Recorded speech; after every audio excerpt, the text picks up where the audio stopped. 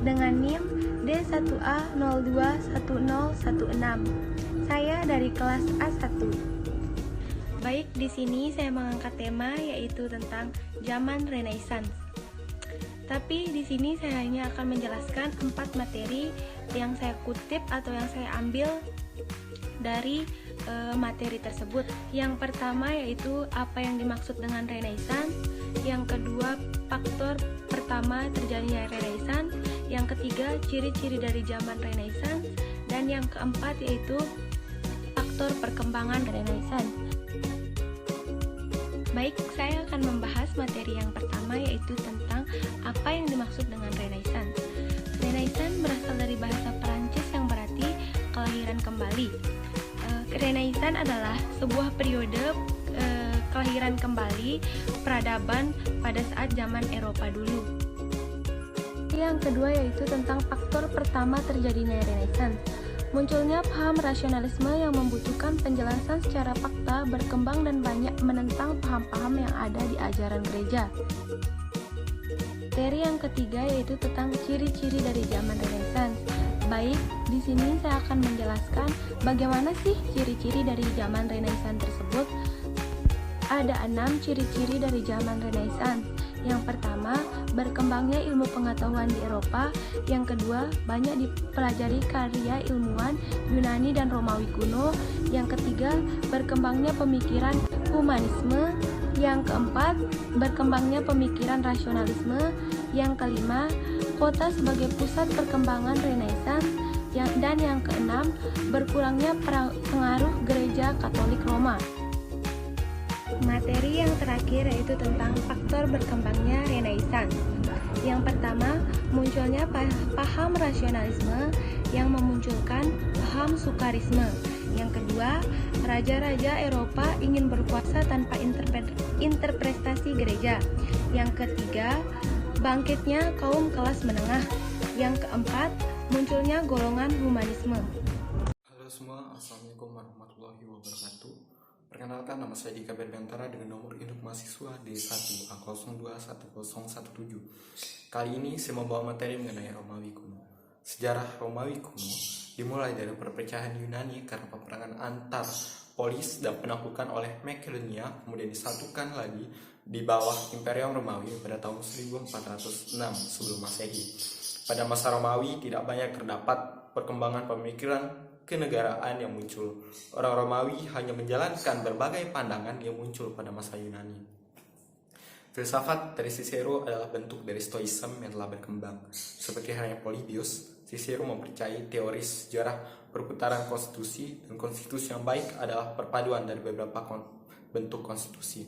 Konstitusi Romawi dalam pandangannya merupakan yang paling baik dan stabil dari pengalaman pemerintahan yang pernah ada. Selama perjalanannya, Romawi pernah berganti bentuk negara sebanyak 4 kali. Yang pertama adalah masa kerajaan yang dipimpin oleh seorang raja, jadi bentuk negaranya adalah monarki. Yang kedua adalah masa republik yang dipimpin oleh konsul-konsul yang menjalankan pemerintahan demi kepentingan umum.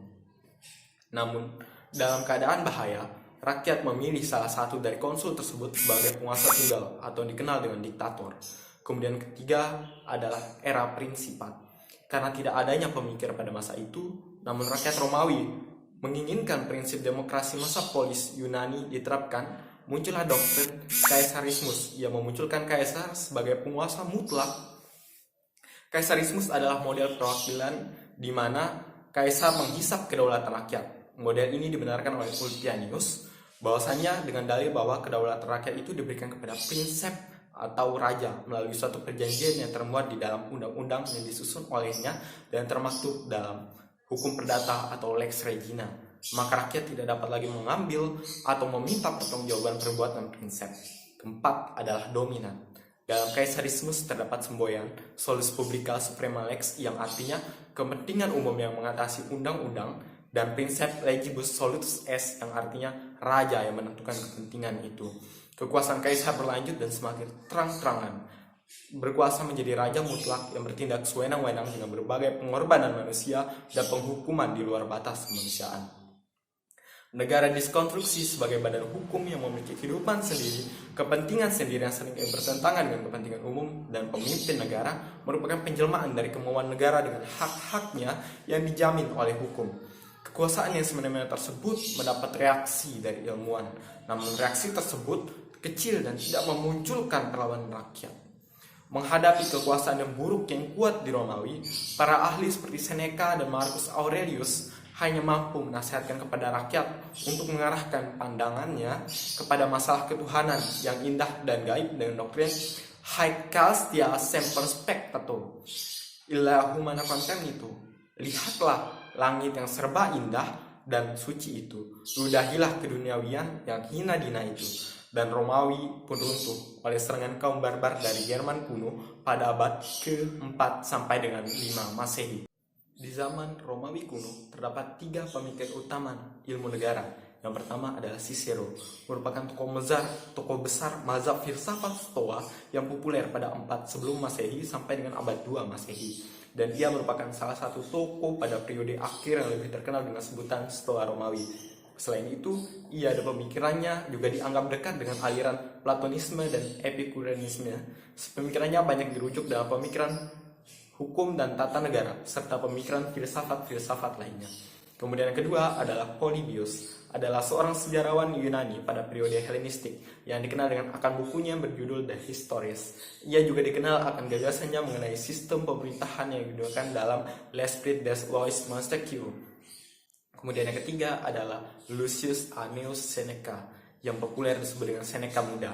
Ayahnya disebut sebagai Seneca tua, berasal dari Cordoba, seorang ahli retorika yang menurunkan keahliannya pada Seneca Muda. Seneca tak hanya seorang ahli retorika, ia juga membangun filsafat moral atau etika untuk menegakkan pemerintahan yang runtun kehendak baik atau goodwill.